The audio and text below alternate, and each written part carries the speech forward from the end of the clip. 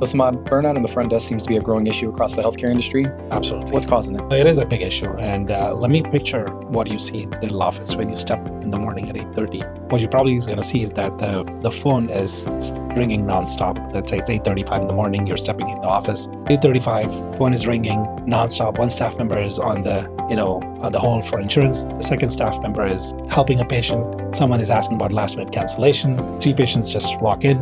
So this is just first 60 seconds of the front desk, and it doesn't get easier from there. So one thing to remember is that burnout doesn't start with attitude. It begins with broken systems. So most of the front office teams are drowning in tasks that they were never trained for. And without the right tools in place, even your best people burn out fast. And what would you say is the driver to all that pressure? There are a couple of drivers, I think, and one of the biggest one is the insurance.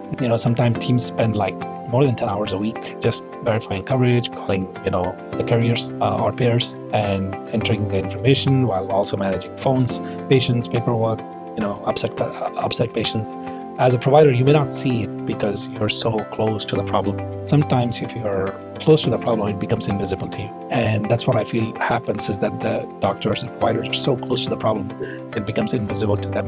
But this is the bottleneck that's slowing down the practices today. And how would you say that this is impacting the patient experience? We work with pediatric practice where follow-up appointments were being missed, and we want to know why they were getting missed. So what we learned is that not because the patients didn't want the care, but because the front office was overwhelmed and falling behind on callbacks. One parent shared the story with the doctor himself that she called 3 times to schedule her child's follow-up, but couldn't get through. By the time she returned the call, she already booked it somewhere.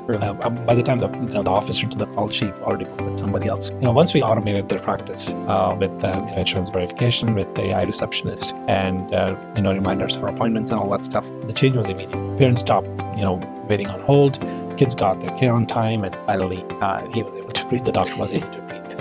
And even the staff was happy about that change. Good. What would you say is your message to any of the healthcare leaders that would be watching this today? One big message is that the doctors who own the practice, especially for them, is that protect your team time. The time of your team is crucial. You don't need to pile more software for them, but you need systems that basically remove friction in their work, make the workflow easier. Look for the repetitive work that's happening and train with purpose. AI can actually remove, and there's softwares that are available to help you out with that repetitive work. Your front office is, so one thing I heard is that, the front office is a cost center, but I don't agree with that. The front office is not a cost center, it's your growth engine. But if only it's protected and supported really well. Great. Well, awesome. This has been fantastic, Samad. I appreciate your time sitting down. Yeah, thank you, Zach. Thanks. Take care.